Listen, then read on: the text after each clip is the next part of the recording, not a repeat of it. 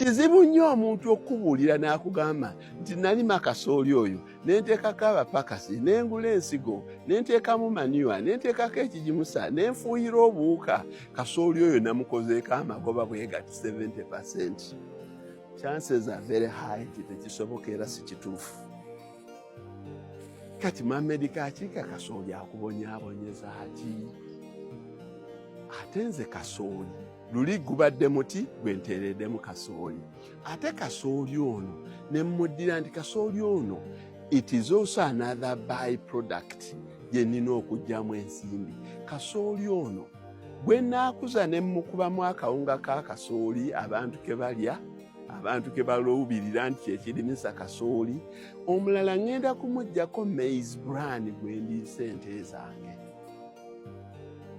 Naye asinga obungi kasooli ono ngenda mukubamu mmere ya bisolo, mmere ya nte gye tuyita maize silage. Kasooli ono bazinaaba acres 110 oba 120, acres ezisoba mu 8 zigenda kukola maize silage.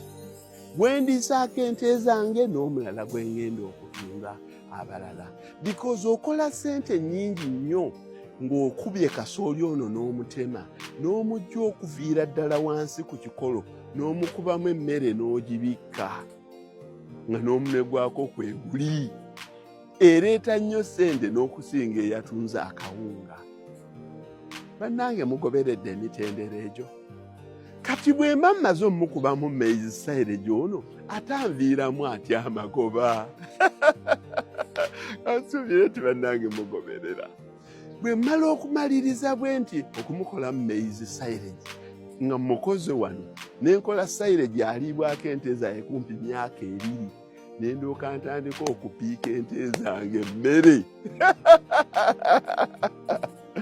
Nze sirina ebyo bisupplements by'abazunguzungu nezipiika emmere. Nendooka ente zange ziwaga ne zisavuwala ne ndooka ntunda agalume. Ente zange ne zibeera nga z'amaanyi ne zirooka ziwaka ne zinzaalira buli nte buli mwaka enzaalira. Namaana amata ne ntunda kuba amata gange bagaagala nnyo. Kubanga amata gange ente zirya bintu biri natural malungi nnyo naddala mu kukola yogurt galina akawoowo. Finally ente bwe zimaliriza okulya nga zipiisa emmere embuto zaabwe ne ziririizinga ate olwo ne ziririizinga black gold ke bayita obusa oba manure.